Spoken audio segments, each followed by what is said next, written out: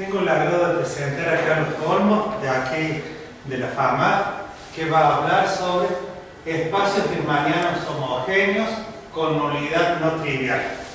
Gracias, Carlos. Adelante. Bueno, gracias a ustedes por la invitación. Siempre un placer hablar en el seminario. Bueno, es, digamos, una charla, digamos, al principio bastante general y, bueno, después presentamos algunos resultados bastante recientes, por lo menos la última versión de un preprint. Bueno, la introducción va a estar en castellano, pero luego las otras partes, disculpen que va a estar en inglés ahí, pero lo voy a... Bueno, perfecto. Entonces vamos a hablar de espacios riemannianos homogéneos con nulidad no trivial, o sea, la nulidad del tensor de curvatura. Bueno, yo en general trato de escribir la mayoría de las cosas que digo, así que, digamos, van a poder leerlo también. Bueno, parece que se niega. Ahí está. Bueno, la nulidad de una variedad riemanniana fue definida por Chern y Kuiper en el 52, en la década del 50. Si M es una variedad riemanniana, la nulidad del tensor de curvatura es la obvia, o sea, está dado por esa expresión, o sea, RB, B está en la nulidad, si para todo X eso da 0, pero el tensor de curvatura y más el riemanniano tiene muchas identidades, así que esto es equivalente a que el B esté en el núcleo de todos los endomorfismos de curvatura. Eso quizás dice un poco más geométricamente.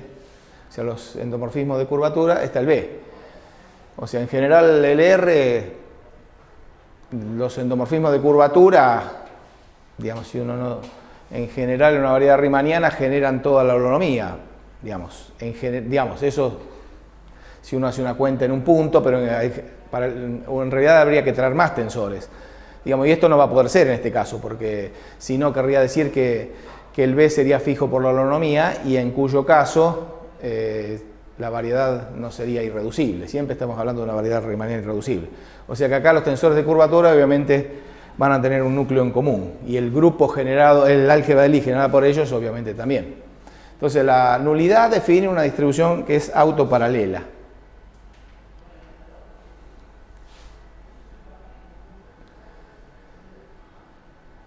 Bueno, la versión es... ¿Cómo? Se te pasó algo ahí. A ver, vamos. La definición de autoparalela. Introducción. Acá abajo me quedaba. La nulidad define una distribución autoparalela en un subconjunto abierto y denso de M, donde la dimensión es localmente constante. Eso es estándar y bien sabido.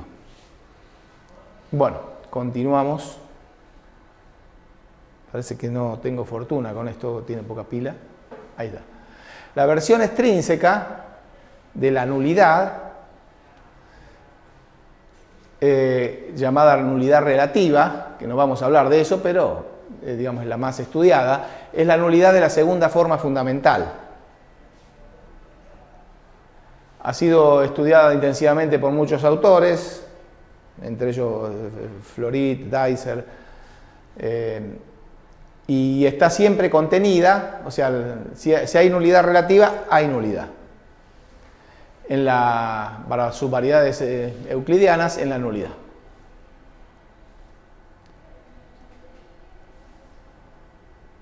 Bueno. Estudiaremos la nulidad, quizá sea mejor que me ponga de este lado porque estoy más cerca. Estudiaremos la nulidad, no tapo a nadie, ¿no? Estudiaremos la nulidad de las variedades riemannianas homogéneas, algo que no había sido abordado, digamos, por ningún autor, o por lo menos con buen éxito, Entonces vamos a desarrollar, usando métodos geométricos, una teoría de estructura para espacios homogéneos en relación a la nulidad. O sea, hay algo que se puede decir sobre esos espacios homogéneos y hasta incluso sobre el grupo de presentación. Entonces, sucede que nulidad no trivial, esto es la primera, el primer hecho no banal, que bueno, que se desprende en parte de toda la teoría, pero nulidad no trivial implica índice de simetría no trivial. ¿Qué significa índice de simetría no trivial? Quiere decir que hay un campo de Killing que es paralelo en un punto. O sea, el índice de simetría es la dimensión de esos campos de Killing paralelos. Como pasa en un espacio simétrico. Lo que pasa es que en un espacio simétrico uno tiene campos de Killing paralelos en cualquier dirección en un punto. O sea, uno no puede pedir que el campo de Killing sea siempre paralelo, pero sí sería el P de Cartan. Si no, la variedad sería plana. Entonces, el índice de simetría, o sea, es no trivial. O sea, ahí ya uno tiene una restricción importante para ver métricas que puedan tener nulidad no trivial. O sea, cuando yo digo no trivial, quiere decir que no es la variedad riemanniana, que la nulidad no es el factor de Derram euclídeo. Eso, ¿no? Porque obviamente, si uno tiene un factor de Derram euclídeo, va a ser la nulidad trivial. Digamos, es lo que uno no quiere. O sea, la foliación de nulidad, esto también es otro resultado, nunca puede ser una foliación homogénea. Foliación homogénea quiere decir que está dada por las órbitas de un subgrupo de isometrías. Eso sería lo que se llama foliación homogénea. O sea, más aún, o sea, no puede existir un campo de Killing que sea siempre tangente a la distribución de nulidad. Y esto también, digamos, probamos esto y esto también, digamos, en la prueba sirve también para, o sea, si uno tuviera una variedad que a priori, o sea, que no es homogénea, pero hay un Killing, ese Killing no puede ser siempre tangente a la distribución de nulidad. O sea que es bastante, digamos, la distribución se mueve bastante. Incluso después vamos a estudiar la holonomía de la distribución perpendicular y vamos a ver que ahí, digamos, uno llega a cualquier lado yendo por curvas perpendiculares. Pero bueno, ya me estoy adelantando, vamos a seguir. Bueno, de los resultados de estructura que vamos a presentar, se sigue que la nulidad es trivial, por ejemplo, en el caso de que M es G sobre H con G reductivo. O sea, si uno ya tiene el grupo reductivo, cualquier métrica que le ponga, en particular si es compacto, cualquier métrica que le quiera poner, nunca va a aparecer nulidad. O sea, capaz que a uno le aparece nulidad, pero eso quiere decir que la variedad tiene un factor euclídeo. Puede ser que uno no lo vea en el grupo, porque capaz que tiene que agrandar el grupo o sea, puede ser que un grupo más chico ande de alguna manera torcida entre el factor euclídeo y el otro, pero, o sea, nunca va a pasar geométricamente que, digamos, en una variedad compacta. Bueno, esta teoría general nos ayudó a encontrar, o sea, hay condiciones, nos ayudó a encontrar los primeros ejemplos homogéneos con nulidad no trivial. En particular porque aparece, digamos, para hacer las cuentas, es muy útil, o sea, en realidad nos aparece un Killing que no está en la nulidad, o sea, bueno, un Killing puede ser tangente a la nulidad y sigue siempre tangente para una hoja, obviamente, estamos hablando de variedades homogéneas, cada hoja de la nulidad es una variedad homogénea. Lo que pasa es que no puede ser que ese mismo Killing siga siendo tangente a las otras hojas. Eso es lo que pasa, ¿no? Obviamente las hojas están dadas por un grupo, pero el grupo va cambiando hoja a hoja. ¿Cuál es la relación de la nulidad con la curvatura de Ricci? Bueno, si hay nulidad, el tensor de Ricci tiene que tener nulidad. Creería que sí. Pero todo eso está en el núcleo de Ricci. Creería que sí, sí. O sea, si hay nulidad en el tensor de curvatura, el de Ricci también tiene que tener nulidad. Al revés, no. O sea, serían ejemplos con Ricci con nulidad, pero yo creo que de esas cosas debería haber algún ejemplo antes. Bueno, en particular ahí no lo puse, pero digamos, eso lo ponemos en el trabajo. Pero si uno lo podría hacer sin hacer demasiada teoría, En los dos pasos nilpotentes tampoco no hay nunca nulidad. Tampoco. Si es dos pasos nilpotente, no, digamos, vos seguramente lo debes ver más o menos claro según la forma que tenga, pero... Y porque si no hay factor euclidio, no hay nulidad de Ricci. Claro, no hay nulidad de Ricci, correcto. O sea que eso también, digamos, es cierto, pero pertenece más a la órbita de Jorge. No lo pusimos acá. O sea, no es un resultado genuino ahí de la teoría. Esta teoría general nos ayuda a encontrar los primeros ejemplos de espacios homogéneos con nulidad. En particular aparece un fenómeno muy raro, o sea, aparece un Killing que no apunta para la nulidad en un punto, pero que el tensor, ¿cómo se llama? El operador de Jacobi es nulo. O sea, es raro, pero digamos, aparece, o sea, un Killing que no está en la nulidad, porque está en la nulidad, el operador de Jacobi es nulo, apuntas para afuera, y el Ricci, que sería el R, en el primer lugar nada, B y después B, o sea, perdón, de Ricci, hablando de Ricci, el operador de Jacobi es nulo. Y eso, digamos, en general impone condiciones, si uno está haciendo un ejemplo particular, importante que si no las cuentas divergerían. Bueno, vamos a seguir. Entonces, en realidad construimos ejemplos con nulidad 3 en cualquier dimensión. O sea, con nulidad 2 es fácil ver que no puede ser. O sea, no puede haber... O sea, la conulidad tiene que empezar a partir de 3. Incluso eso era sabido, de que con nulidad 2, en general, creo que implica semisimétrico, una cosa así, y como es homogéneo, pero esto acá de la teoría sale, del teorema principal va a salir muy fácil que en 2 no puede haber nada. Entonces la menor conulidad es 3. Y en cualquier dimensión, bueno, la conulidad 3, y acá empieza, digamos, partes complicadas también, que, digamos, tenemos, o sea, solamente lo hemos podido hacer en 3 y no se sabe si es cierto, probablemente no. En conulidad 3, G es soluble y H es trivial.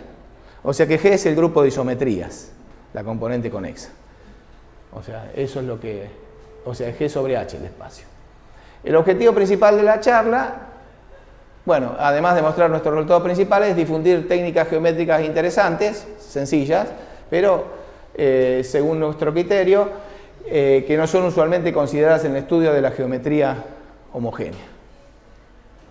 Bueno, acá entró en la parte no traducida, pero bueno, supongo que todos saben inglés.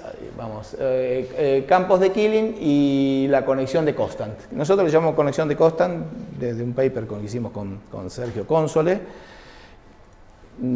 Creo que, digamos, está implícita, creo que en algún trabajo de Constant, pero aparece por primera vez. No sé si otra gente le llama conexión de Constant, pero, digamos, es correcto llamarle así porque en un paper de los 50 aparece por primera vez esto, y generalmente lo conocen más los físicos que los matemáticos. También aparecen los que trabajan en tensores de Ricci, tensores de Killing llano. Ahí aparece también una conexión, que es este caso particular, pero a veces, o sea, uno, en el caso este particular, digamos, uno tiene, digamos, a veces hay que hacer el énfasis necesario para esa conexión. Porque, digamos, no es lo mismo un Killing que una forma. Entonces, bueno, todos saben ustedes lo que es la definición de un campo de Killing. Quiere decir que ese endomorfismo es antisimétrico. Y esta es la llamada ecuación de Killing. Bueno, bárbaro.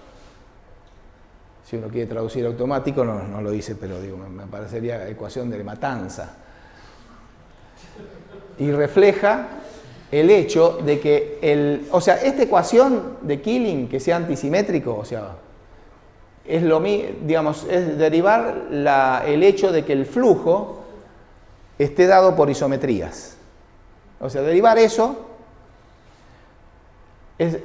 o sea, que preserva el tensor métrico. Mucho menos conocida es la llamada ecuación de Killing afín. O sea, uno dice, bueno, obviamente si preserva un campo preserva el tensor métrico, preserva la conexión de Levi-Civita. Pero uno podría decir, bueno, ¿qué pasa si un campo preserva la conexión de lechita? Bueno, depende cómo uno haga la cuenta, a veces queda un matete y a veces queda fácil. Uno obtiene esta ecuación. O sea, bueno, todo está del otro lado, refleja, o sea, la ecuación de Killing-Affine es lo mismo que la otra, pero refleja el hecho de que preserve, porque podría haber campos en variedades que no son completas. Cuando son completas esto no existe. O sea, todo campo de Killing tiene que ser afín, tiene que ser Killing. Pero cuando no son completas podría pasar. Entonces, la ecuación de Killing-Affine es esto, uno obtiene esa condición. O sea, si uno lo tiene que interpretar así, la nabla del X es un tensor antisimétrico, o sea, un tensor, antisimétrico, una matriz, se puede decir que va variando punto a punto, y si uno la deriva, o sea, el corazón de un Killing es la dirección en un punto y la derivada covariante. Bueno, la derivada covariante es un tensor, o sea, un tensor antisimétrico, y esta es la ecuación que satisface. Si uno lo deriva eso, ahí aparece, me parece que hay una variable mala ahí, ¿no? Sí, no, ahí tendría que ser el z. Ahí tendría que ser el z. Bueno. Donde dice U. Donde dice U es z. Sí, porque no tiene sentido. O sea, sí, es el z. O sea, esa es la ecuación, porque está bien, si uno deriva un tensor antisimétrico, entonces anda bien, digamos, la derivada covariante tiene que volver a ser antisimétrico, fijado el z. Entonces, eso se refleja con las identidades del tensor el tensor de curvatura es antisimétrico, como endomorfismo. Bueno, la ecuación de Killing-Affine motiva la introducción de la conexión de Constant en el llamado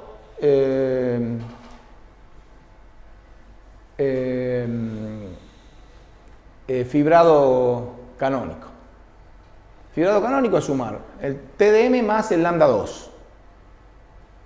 Pero en general, o sea, esto queda elegante de ponerlo, pero en general el lambda 2 uno lo tiene que interpretar como, digamos, el fibrado de los tensores antisimétricos. Ahí está, ¿no? Y bueno, y esta es la conexión de Constant. Esta es la conexión de Constant. Si acá aparece el U, está bien, acá está bien. Esta es la conexión de Constant. O sea, tengo un par de cosas. Una es un campo vectorial y la otra es un campo tensorial, digamos, de tipo 1,1, o sea, una matriz. Y bueno, y hago esta derivada que tiene un twist, o sea, se mezclan las cosas. Y esto, digamos, en ese fibrado tengo esta conexión, que no es una conexión métrica. Bueno, los campos de Killing son naturalmente identificados con las secciones paralelos de este fibrado. ¿De qué manera? Bueno, XB es una sección paralela, si solamente si, X es un campo de Killing y B es la derivada covariante de ese X.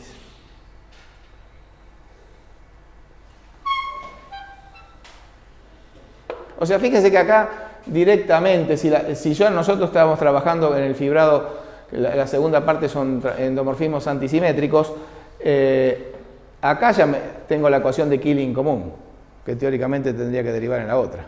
O sea, ya con este pedacito tengo. Bueno, continuamos. La conexión de Constant permite determinar las condiciones iniciales de un campo de Killing. O sea, es algo que, un problema si uno se lo da a un geómetra diferencial y le dice, yo te doy las condiciones iniciales de un Killing, o sea, la dirección y la derivada covariante, bueno, calculame las condiciones iniciales en otro punto. Bueno, ¿para dónde apunta? Resuelven la ecuación de Jacobi y eso lo hacen. Si no, en general, bueno, hay que hacer bastante más trabajo y de alguna manera, aunque sin saberlo, tiene que usar uno la identidad, digamos, esa que está dada en que el Killing preserva la conexión afín. O sea, yo tengo esto Lo único que tenemos que hacer entonces ahora es transportar paralelamente, por ejemplo, a lo largo de una geodésica, como quieran, pero hay que resolver alguna ecuación. Para la primera parte es un campo de Jacobi, esa resolvemos Jacobi, pero para la segunda hay que resolver una ecuación, digamos, diferencial, digamos, no es digamos, sencilla, razonablemente sencilla, pero hay que resolverla para saber cuáles son las condiciones en otro punto. Entonces lo que tenemos que hacer es transportar paralelamente la conexión de constant a lo largo de cualquier curva, en particular una geodésica. Bueno, entonces volvamos a la ecuación. Ahora la estoy escribiendo un poquito más concisa. La ecuación afín de Killing es esa. O sea, nabla segunda es derivar nabla y después eso tomarlo como un tensor y volverlo a derivar. Entonces uno tiene esa condición.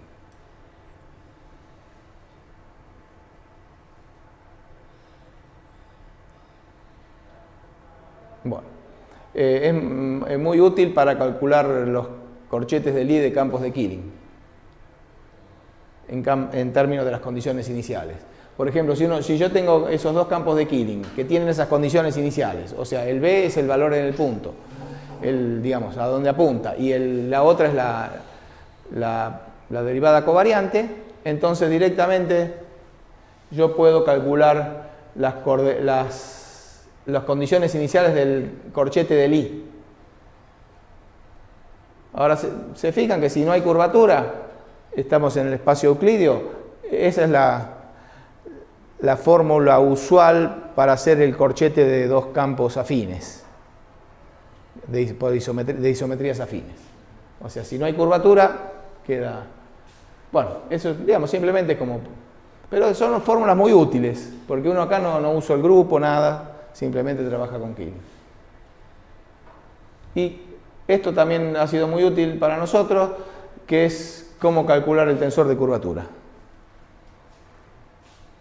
O sea, hacemos la nabla del corchete y le sumamos el corchete de las nablas, que son antisimétricas y vuelve a dar antisimétrica. Entonces, el tensor de curvatura adquiere esa fórmula sencilla.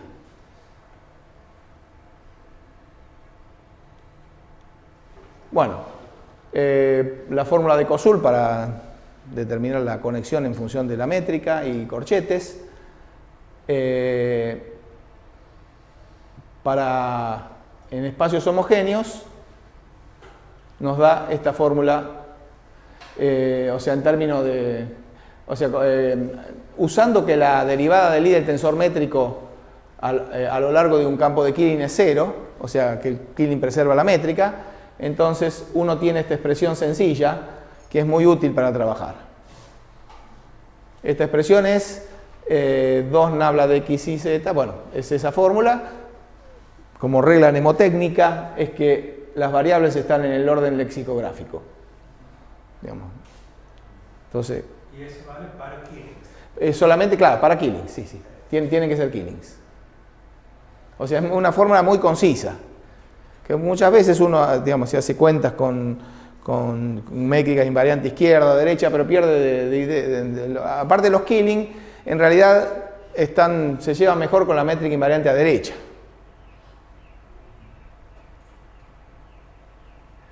O sea, esta fórmula es muy útil para decidir cuando un campo de Killing es una transvección. Por ejemplo, si uno quisiera saber si un campo de Killing es una transvección, con esa formulita es bastante sencillo de decidirlo.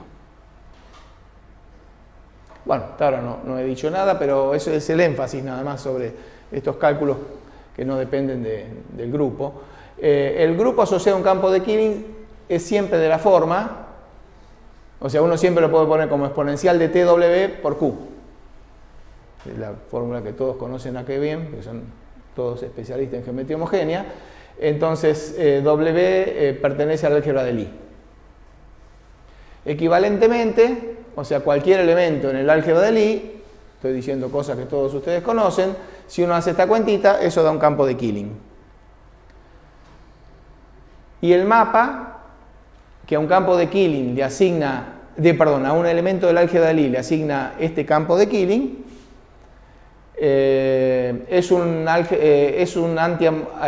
antisomorfismo de Lie, o sea, el corchete queda cambiado de signo. Eso es lo que causa un montón de problemas, que a veces uno se confunde y hay un signo que da al revés, depende del punto de vista que uno lo tenga, Entonces, ¿por qué los Killing están naturalmente relacionados con los campos invariantes a derecha? Es por eso. Entonces, digamos, hay que tener ese cuidadito, digamos, nada más ahí de que cuando haga los corchetes van a salir cambiados de signo. Bueno, el transporte paralelo a lo largo del flujo de campos de Killing.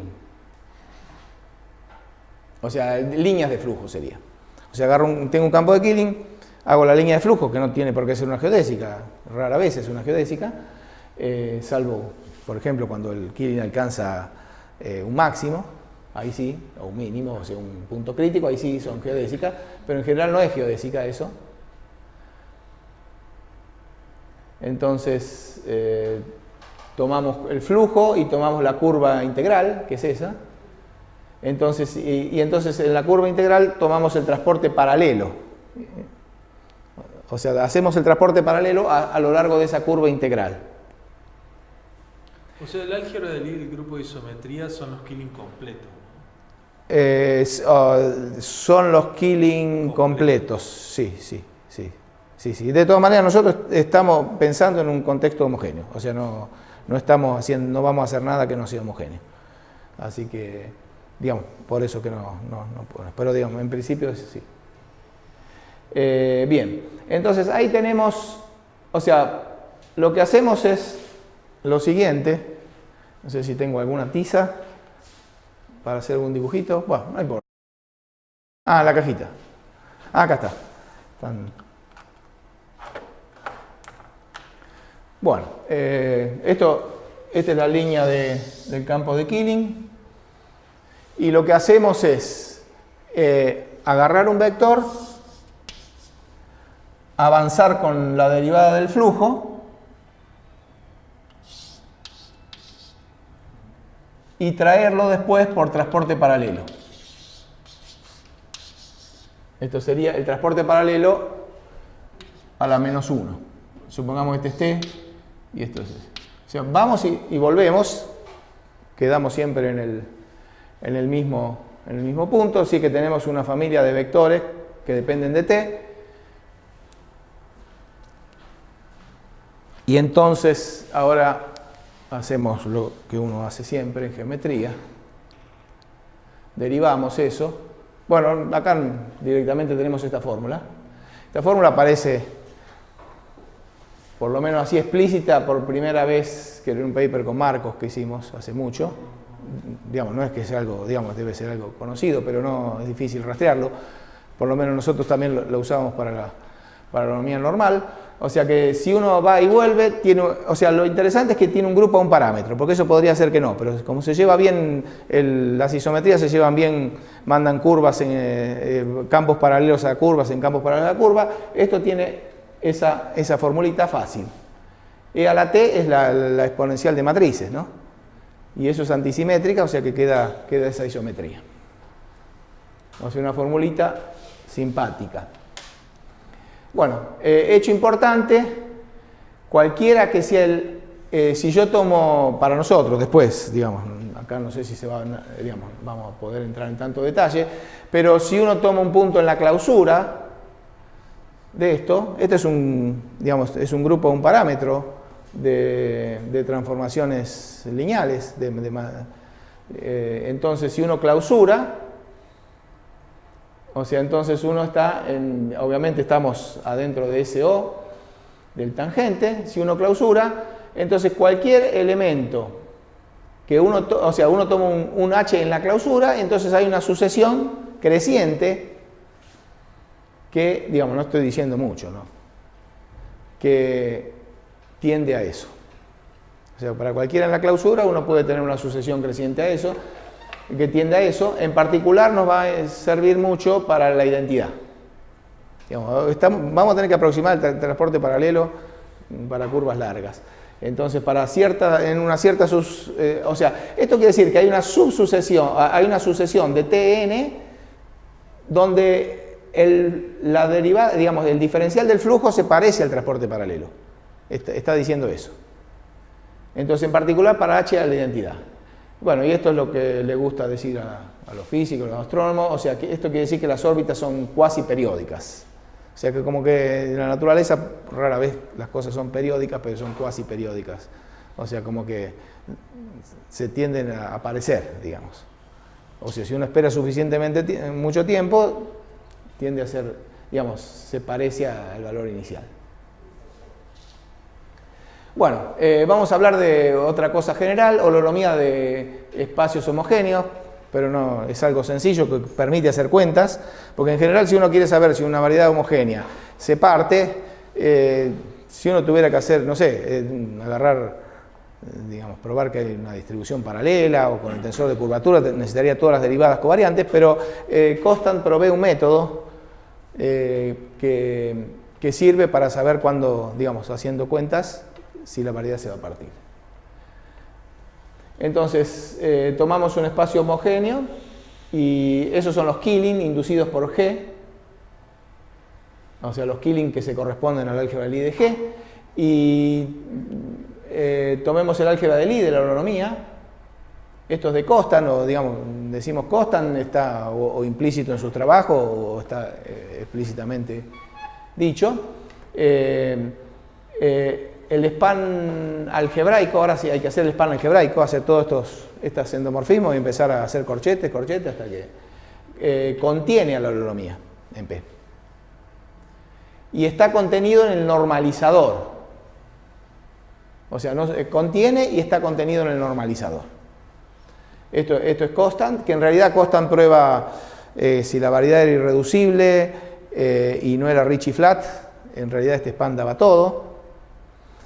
Pero resulta que, digamos, después Alesiewski prueba que no hay Ricci flat homogéneas, o sea que en realidad, si uno supiera que la variedad es irreducible, o sea que no, obviamente sin factor plano, todas estas cosas dan el grupo de holonomía. Pero, digamos, esos son trabajos olvidados porque estos eran anteriores al teorema de Berger y de alguna manera pensaban que podía dar alguna información sobre la holonomía, pero después con el teorema de Berger se terminó un poco el asunto, pero quedan cosas interesantes para hacer cálculos. Si M es localmente irreducible, entonces esto es lo que yo les dije.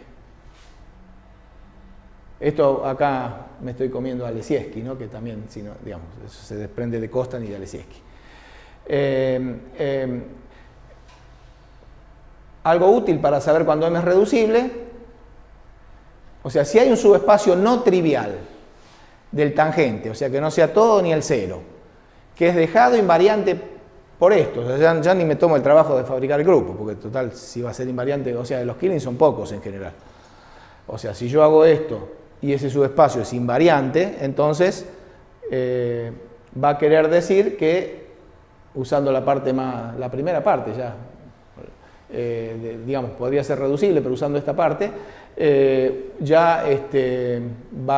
esto va a implicar que la variedad se parte, la variedad homogénea. Entonces este es un criterio para saber cuándo la variedad homogénea se parte.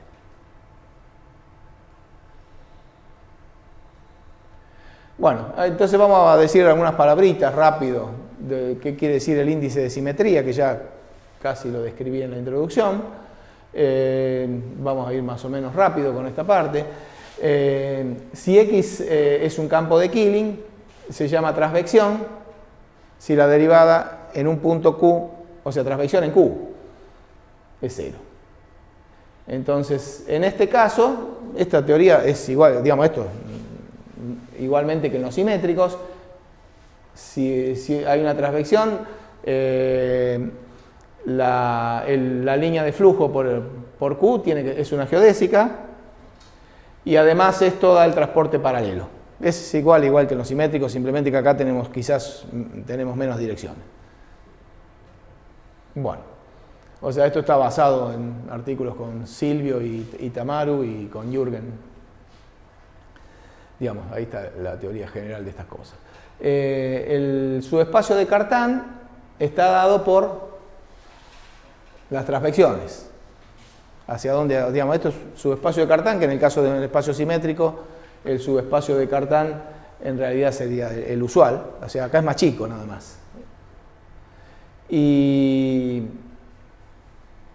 la álgebra de isotropía está dada por esto. Y entonces, lo mismo que antes, es una álgebra de Lie involutiva, lo que pasa es que es más chico. O sea, las órbitas de esto van a ser espacios simétricos, y lo interesante, que no es trivial de probar, es que son globalmente simétricos esos espacios.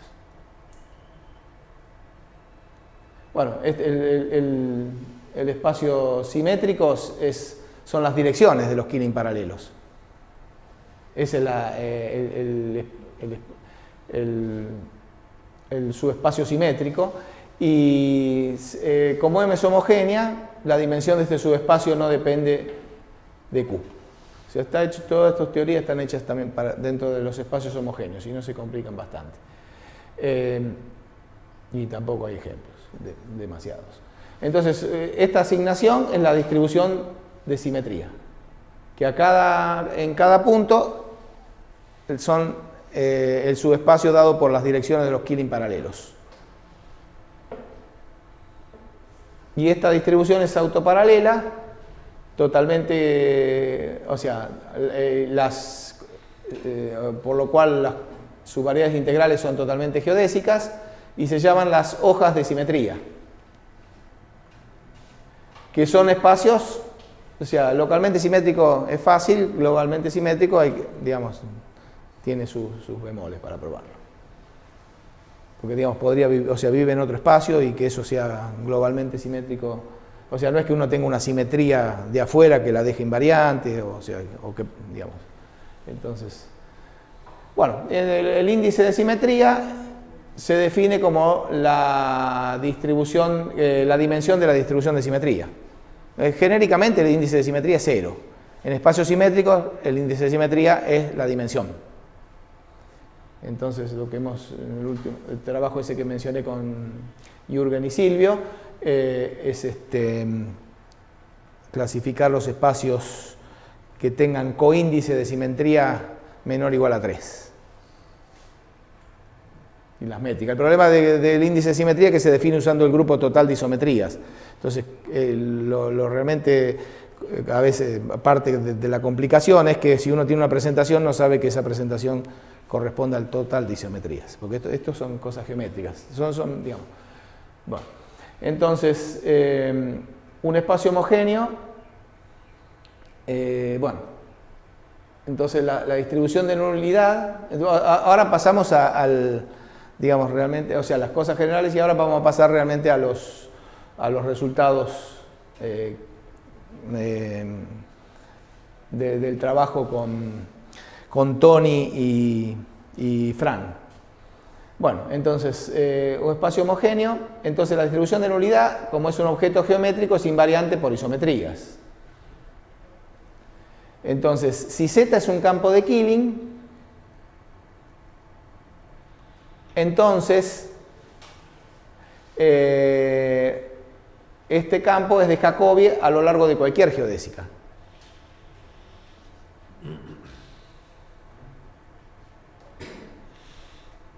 Ahora, si esto es tangente a la nulidad, si esta geodésica es tangente a la nulidad, por la ecuación de Jacobi, el campo de Jacobi tiene esa pinta. Hay una parte que se puede decir, la parte constante, que sería que se mueve por transporte paralelo, y hay una parte que depende de t.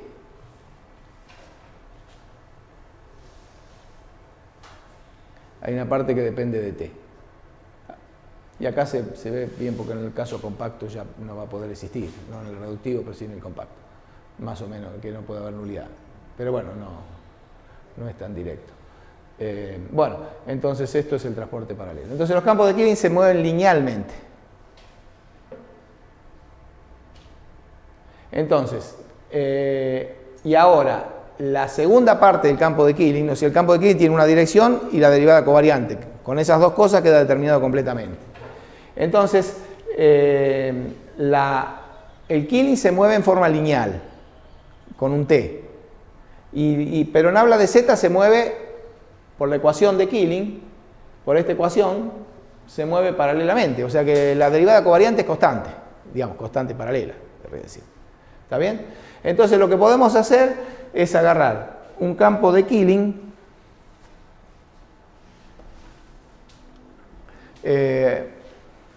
agarramos un campo de Killing, ahora vamos a reciclar el dibujo.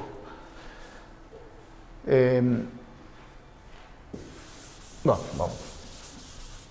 O sea, tenemos una geodésica ahora en la nulidad y tenemos un campo de Killing que crece linealmente, o sea que tiene un T.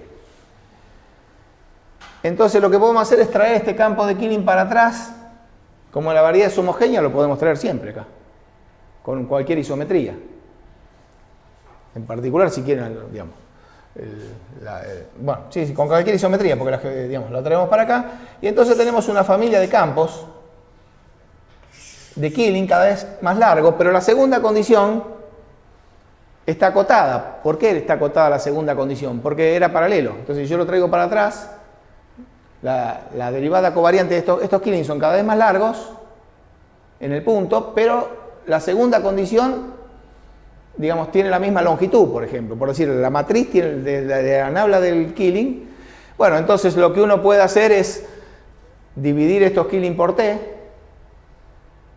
y tomar límite, y eso da origen a una transvección, porque con ese límite, la segunda, o sea, lo bueno de la conexión de Constant, que todas estas cosas que uno a veces toca un poco de trabajo, decir, bueno, los Killing se acumulan. Acá los campos de Killing, si uno lo ve como secciones, es un subespacio de secciones, y bueno, obviamente al ser un subespacio, ahí uno puede tomar límite como quiera. Entonces uno divide estos Killing por T y toma una subsucesión que se acumule. Bueno, esa no va a tener segunda parte. Entonces, al final lo que uno hizo es construirse una transvección, un Z, tal que nabla de Z, un Z no trivial, tal que nabla de Z en P sea 0. O sea, ahí construimos una transvección no trivial.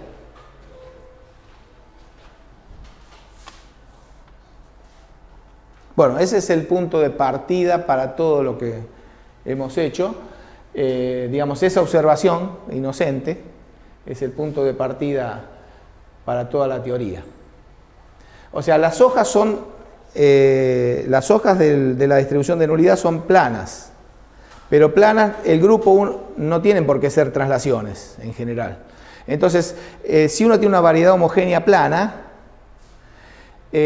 uno siempre tiene transvecciones, digamos, haciendo esta cuenta. O sea, esta misma cuenta, digamos, es algo bien conocido, pero si yo estoy en un espacio euclidio y hago esta misma cuentita, con esto me voy a fabricar una transvección.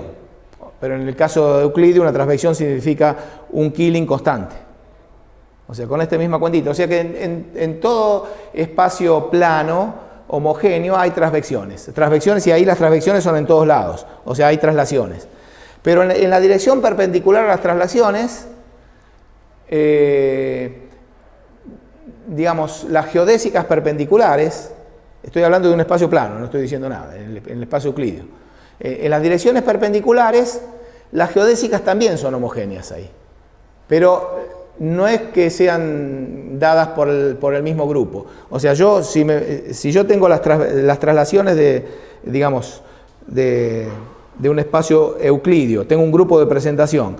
Las traslaciones, obviamente, las geodésicas en esa dirección van a ser homogéneas, pero las geodésicas en las direcciones perpendiculares también van a ser homogéneas. Digamos, un poco de estructura que uno hace, pero esa homogeneidad va cambiando según el punto. O sea, no hay un mismo grupo como en el caso de las traslaciones que me dan las geodésicas, sino que también van a ser, o sea, hay dos direcciones. Eso va a ser importante, pero vamos a hacer unas simplificaciones. Digamos que hay geodésicas homogéneas en dos direcciones perpendiculares que cubren todo. Bueno, en la nulidad.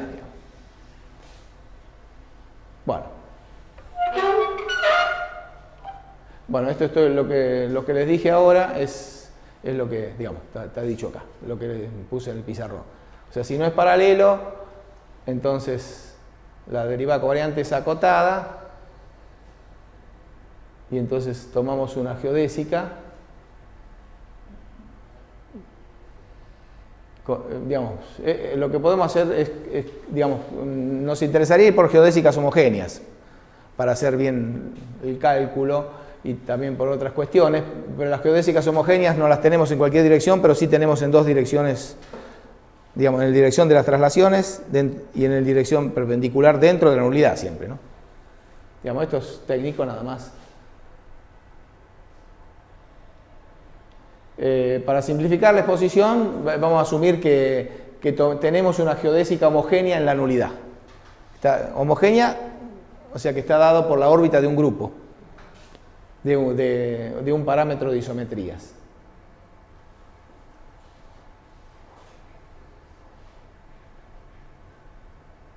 Bueno, acá estoy diciendo exactamente lo mismo, pero bueno, esto en realidad, digamos, el hecho de poner geodésicas homogéneas es importante. Esto lo podríamos hacer, digamos, esta parte trayéndolo con cualquier isometría.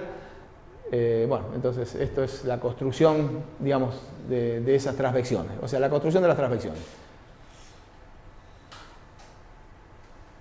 O sea, para acá en realidad no necesitamos que la geodésica sea homogénea, lo podemos traer para atrás.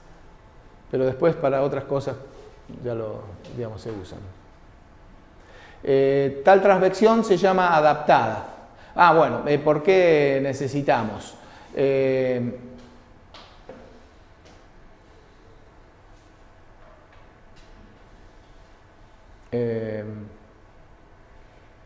O sea, digamos, si nosotros tenemos una geodésica homogénea, ahora sí, o sea, una geodésica homogénea en la nulidad, traemos con el flujo el campo de Killing, digamos, un Killing cualquiera que se comporte linealmente, que crezca linealmente, lo traemos y lo acumulamos.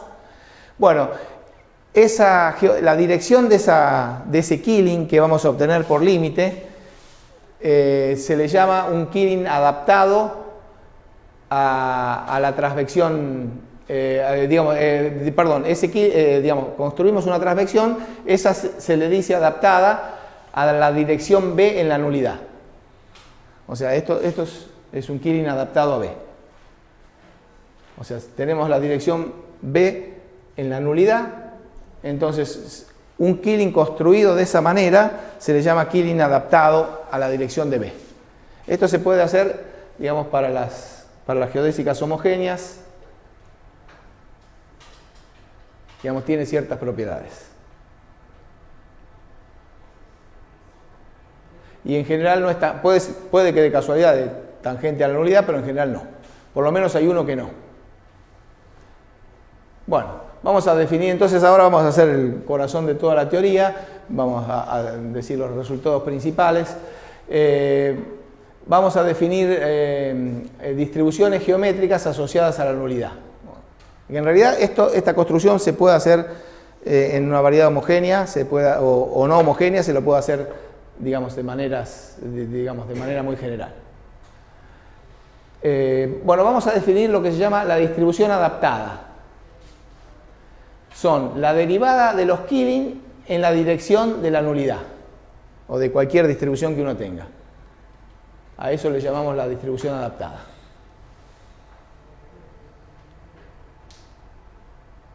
O sea, tener una distribución,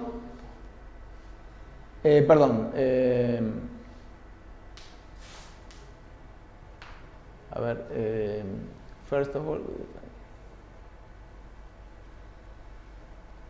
sí, o sea, derivamos todos los Killings en la dirección de la distribución. Digamos, podría dar todo. Esto se puede definir siempre para distribución, y entonces vamos a definir lo que es la distribución osculatriz de orden K de la siguiente forma. La primera, esto es otra cosa, después se van a vincular, digamos, esto es, tomo Killing, tengo una distribución, tomo campos que yacen en la distribución, en el sentido de en la definición de Frobenius de lo que es una distribución. O sea, esta parte no es, digamos, no va a haber Killings, por ejemplo, si fuera la nulidad no va a haber, estos no son Killings, estos son campos. O sea, vamos a definir esto general y lo vamos a vincular con lo que hicimos arriba. Eso es lo que vamos a hacer. Entonces, derivamos campos que yacen en la distribución en la dirección de en cualquier dirección.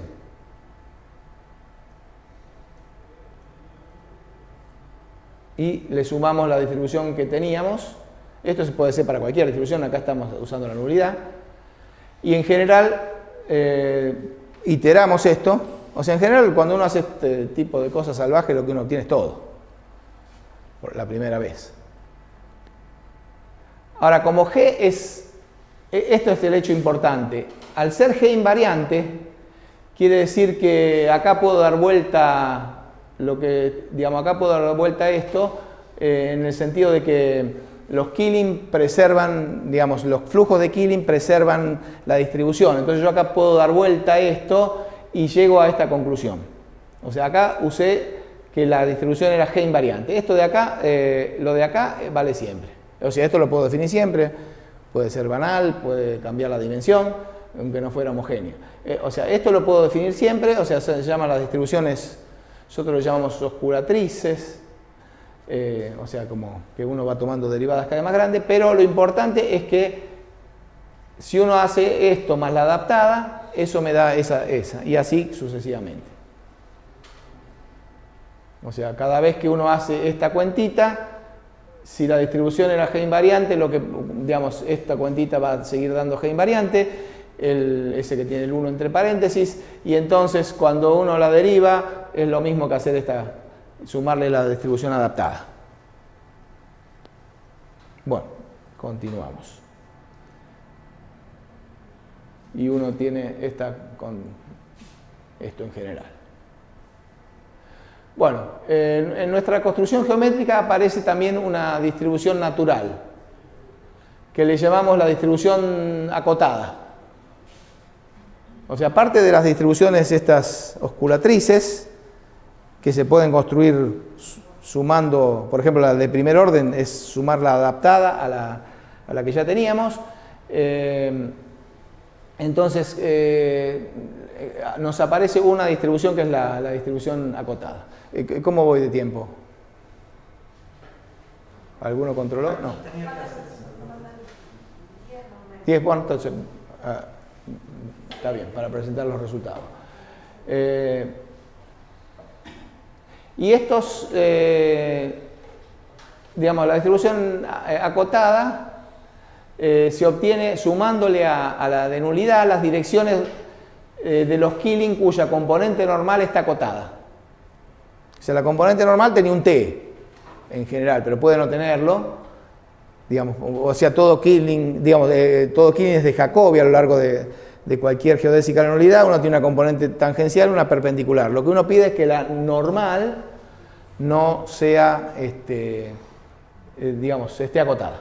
La tangencial podría dar cualquier cosa. Podría depender de un T. Entonces la distribución U es G invariante y esta sería la distribución más grande. Acá uno pareciera que dependía de la presentación, pero al final termina no dependiendo. La distribución U es G invariante y son las a la distribución NU uno le tiene que agregar las direcciones hacia donde esa distribución es paralela, donde no se mueve. Si uno deriva covariantemente en esas direcciones, queda ahí adentro. O sea, eso sería la distribución acotada.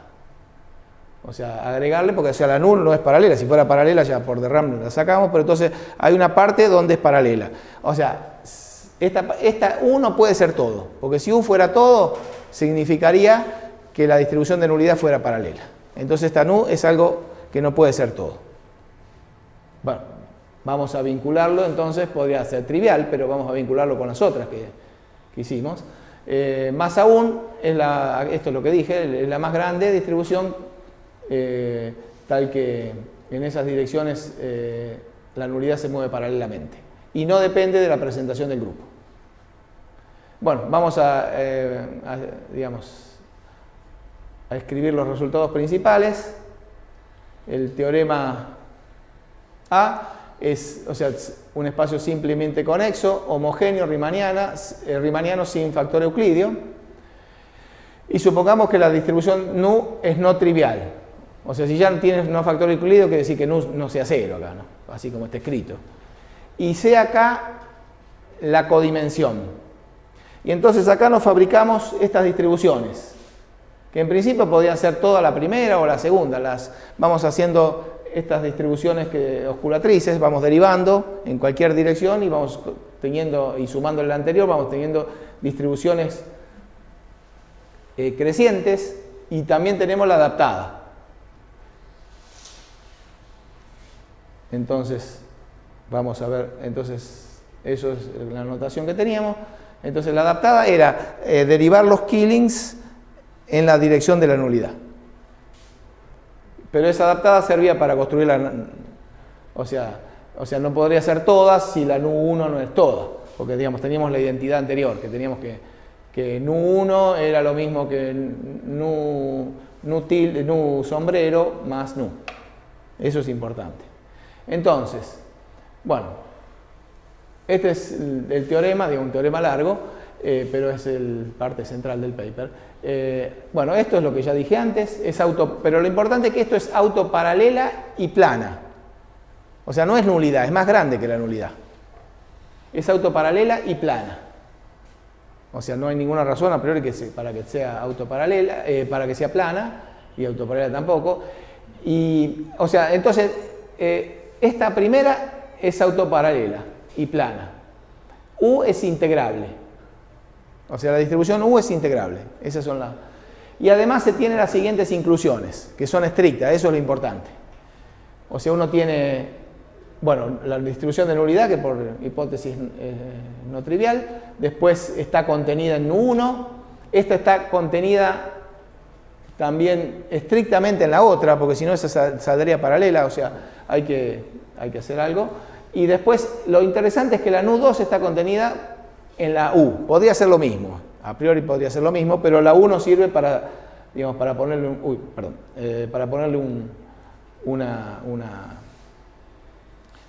una cota. Entonces tenemos distribuciones no triviales que van creciendo. Esto implica que obviamente si yo tengo la Nu, pude crecer un paso, pude crecer 2 pasos, esto implica, por ejemplo, que K tiene que ser mayor o igual a 3, en particular. Entonces, las subvariedades integrales son simplemente conexas. O sea, las dos son isométricas a los espacios euclídeos. O sea, tanto las de Nu como las de Nu1. Podría ser, o sea, nadie me decía hasta ahora, digamos, por qué la Nu tenía que tener todas las hojas simplemente conexas.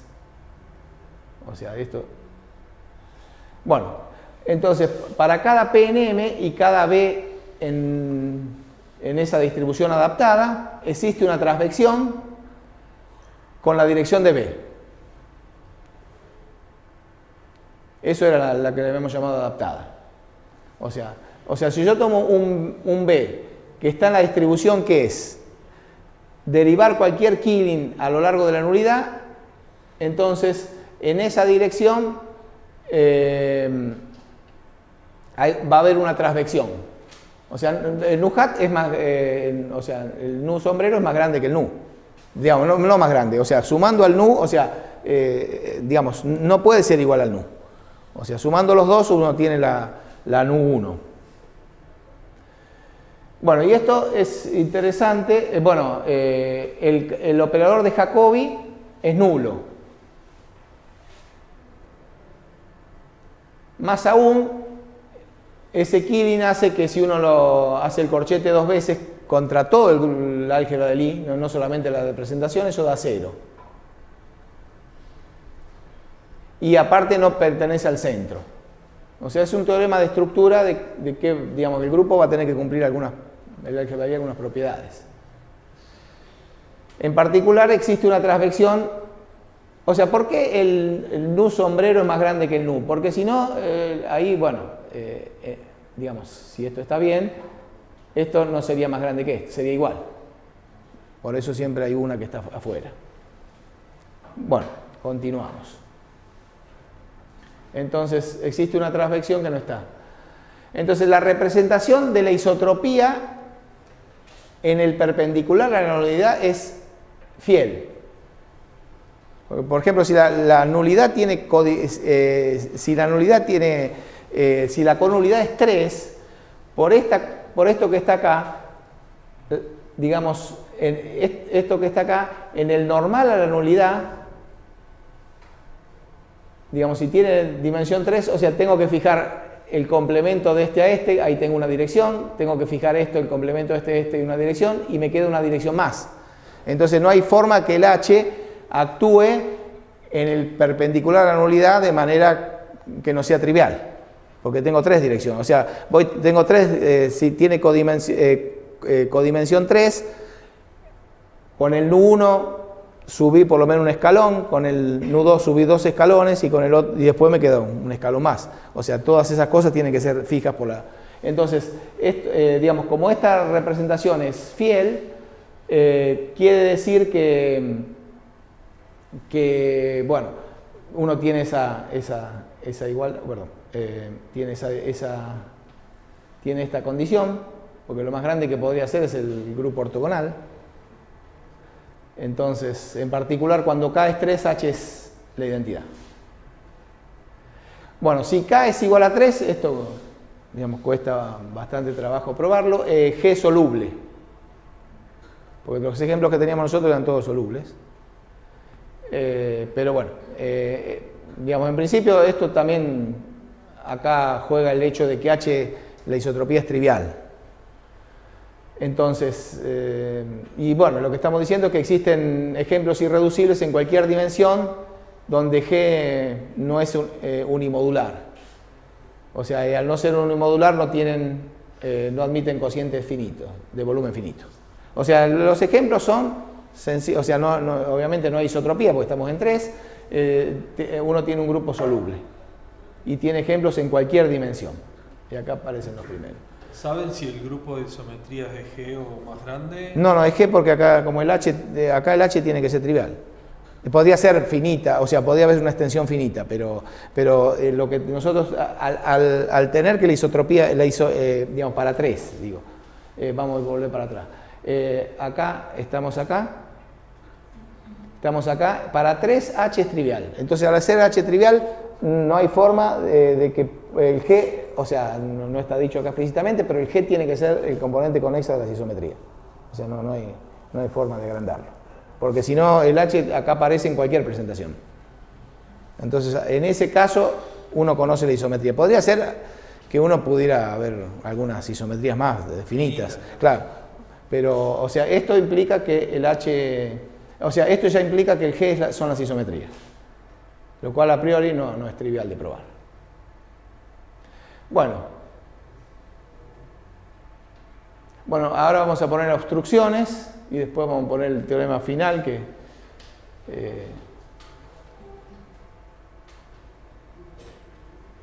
o sea, estas son las obstrucciones que, o sea, para que pueda haber nulidad, yo ya dije una en la introducción, si el álgebra de Lie es reductiva, ya no puede pasar.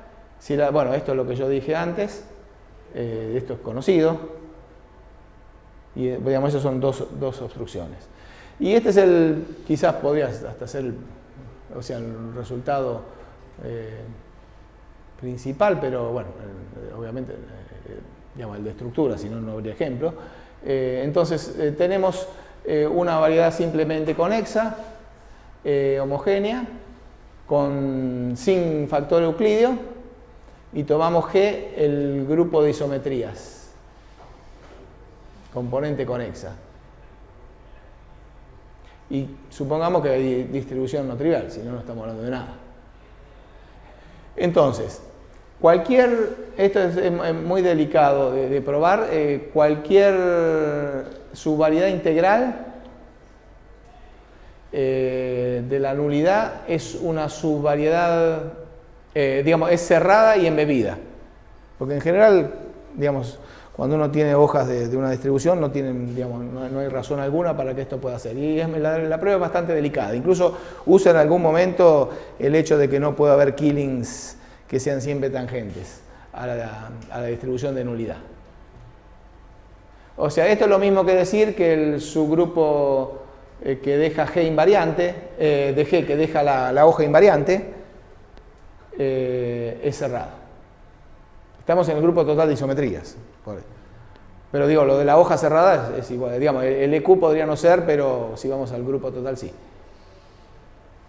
Bueno, M es el espacio total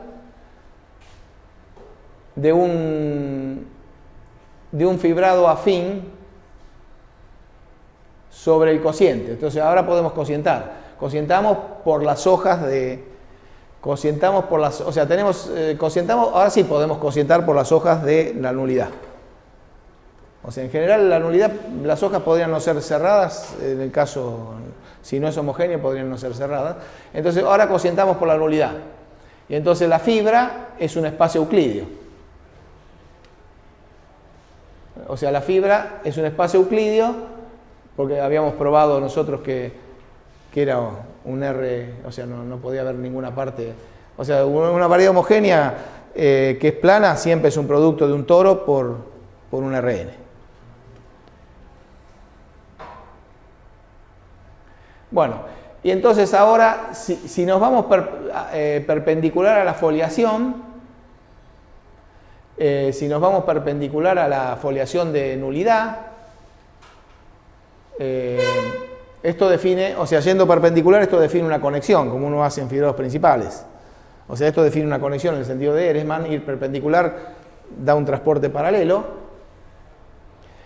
Y la holonomía asociada a esta conexión, que está en ese fibrado que hicimos, que construimos ahora, la holonomía asociada a eso es transitivo, es transitiva.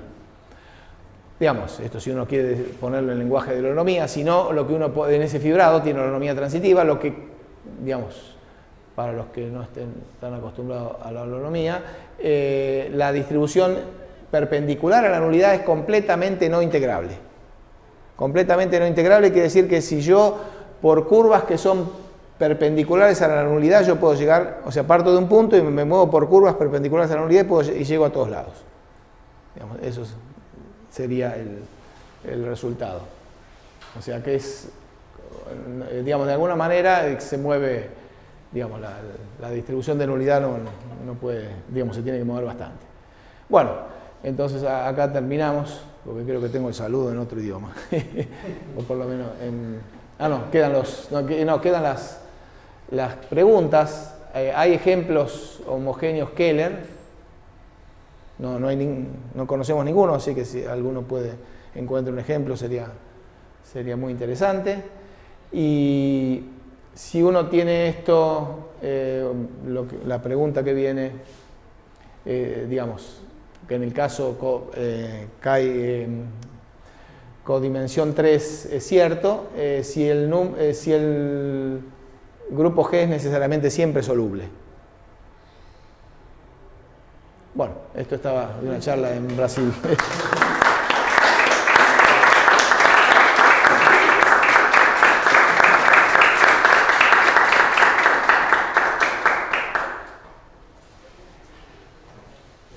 ¿Preguntas o comentarios? Sí, ¿qué se sabe de la estructura del grupo del IG en conulidad 3?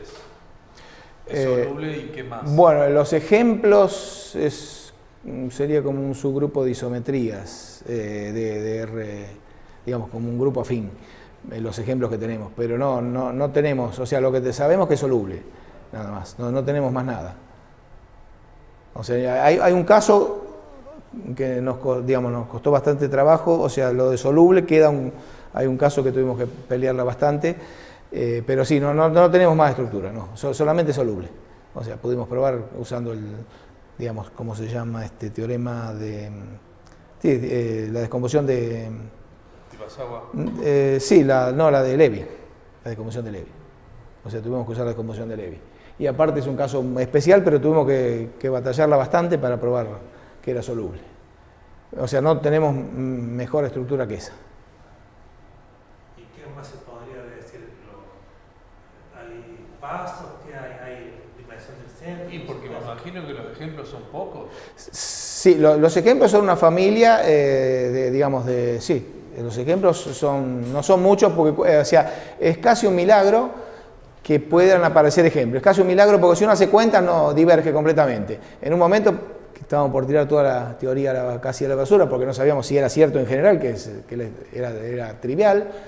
Y digamos, en un rapto de inspiración de Tony, agarró unas cuentas, estábamos batallando con unas cuentas, pero no nos salían nunca, y después hubo una matriz que anduvo, digamos, usando todas estas condiciones que nosotros teníamos, que hay un killing, y bueno, lo teníamos ahí, pero digamos, éramos bastante pesimistas, y bueno, y hubo un caso, digamos, pudo resolver un sistema en dimensión 4, fue el primero que aparece en dimensión 4,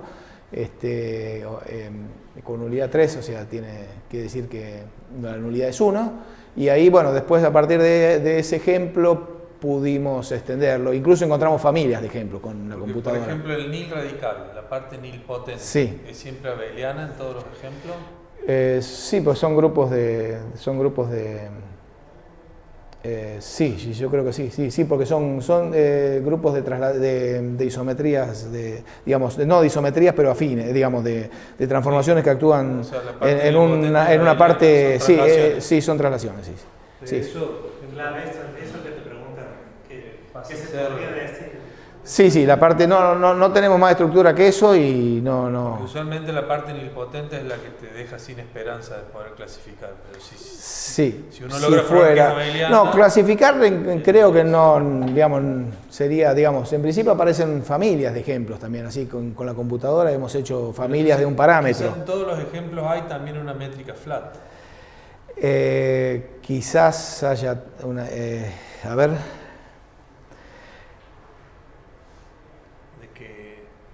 Bueno, no, métrica flat no, porque el problema que siempre nos confundíamos con los ejemplos era porque tratábamos de tomar un subgrupo que actuara isométricamente en RN, un subgrupo simple transitivamente, pero después tuvimos que usar un grupo afín que no preservara ninguna métrica. Las afines que no son traslaciones, ¿no tienen autovalores imaginarios? Las afines que no son traslaciones... Solamente como las adjuntas, sí. Las A de X, ¿no tienen autovalores siempre imaginarios? Me parece que hay una mezcla de parte antisimétrica y simétrica, me parece. Okay. Creo que sí. Digamos, si querés, están, digamos, en el preprint está, digamos, los ejemplos. Pero sí, digamos, es casi un milagro que hayan aparecido, porque si no la teoría no salía para nada.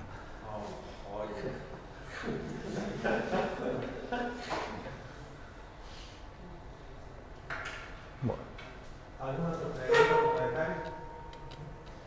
Gracias, Carlos. Bueno, de nada.